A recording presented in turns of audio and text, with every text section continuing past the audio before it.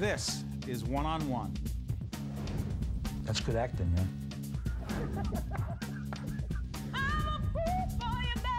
I get that a lot. I go to Atlantic City all the time, like, are you the guy? I go, no, I'm not. This is one you can't afford to miss. They thought that I wouldn't survive it, but I knew I would.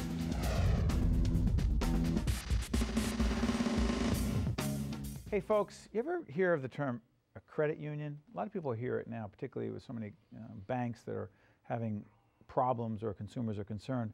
Gentleman you're about to meet is going to tell us exactly what a credit union is and why it matters. He's Paul Gentile, President and CEO of the New Jersey Credit Union League. Good to see you, Paul. Hi, Steve. How are you? Good to be here. Good. What is a credit union and why is it, or how is it different from a bank?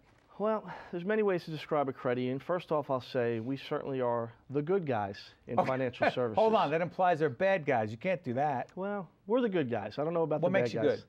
We're good because credit unions are nonprofit financial cooperatives. And what that means is when you open an account at a credit union, you become a member owner. So you share in the success of that credit union. Credit unions exist solely for the lending and savings needs of its members. So not to talk about the bad guys, but if you're at a bank... Well, compare yourself to a bank. Go ahead. Okay, so if you compare yourself to a bank, banks also have shareholders. And the fact is they have to drive profits to please those shareholders. When you're at a credit union, it's just you and the credit union. There's no external shareholders to please with high profits. So we focus on the consumer, we focus on the member. Okay, explain the economic model as to how you succeed with the black and the red, the bottom line. I don't get it.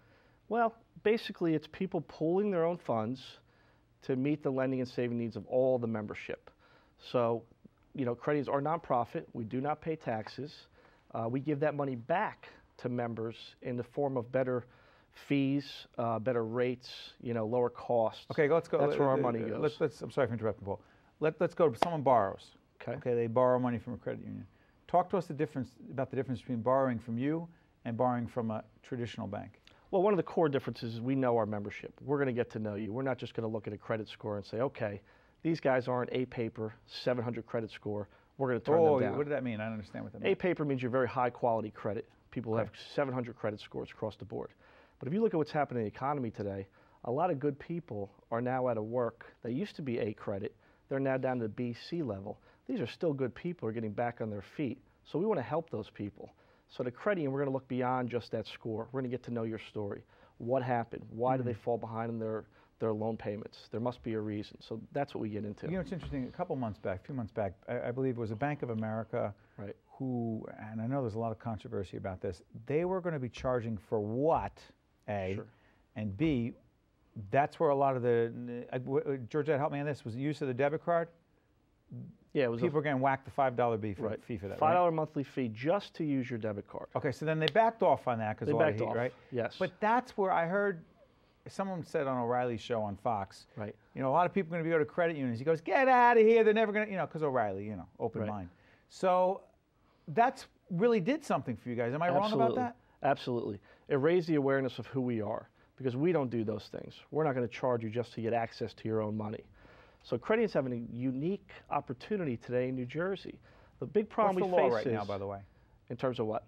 First of all, who can use a credit union in New Jersey versus other? I want to understand that. The best way to put it, Steve, is anybody could use a credit union, but anybody can't use every credit union. In other words, you could walk out of this studio today and open an account at any bank you want. There's no restrictions. Credit unions, it depends on where you live, work, or worship, which credit union you could belong to in the state of New Jersey or anywhere in the country. So there's one for you. You just have to find out which one it is. And we have a great website to find that, asmarterchoice.org, where people go on. Put it up right now. That's a nonprofit. We can put that up. Yeah. They answer 5 simple questions about where they live, work, or worship, and they find out which credit union they can belong to. So the big problem we've had historically, there's a misconception about credit unions. They say, well, credit unions are labor unions. You have to work at a certain company to belong to a credit union. We're not labor unions. We're financial institutions. The word union throws people off. We've been around for 100 years. Credit unions have been doing great things for 100 years, including small business lending, which is one of the greatest needs for our country right now today. Here in the state of New Jersey, our 200 credit unions do small business lending loans that average $175,000. Now you think about that. That's true mom and pop small business loans. Those are the loans the banks don't want to deal with. So we're working hard to do more of those loans. We need a little help from Congress to help us do more. What do you need from Congress? Because I know there was a victory in the state legislature or in the Yes. government in New Jersey to change the law in one way, but then Right. you said you needed to do some things in Washington. First of all, real quick, what was the change to the law in New Jersey? Then we'll go to D.C. Well, great thing the state legislature did here in New Jersey and Governor Christie. They passed a law that allows credit unions to now accept public deposits. So public deposits are your municipalities, your school districts, your school boards. It's a $15 billion market. And prior to this law being passed, it was the sole domain of the banks.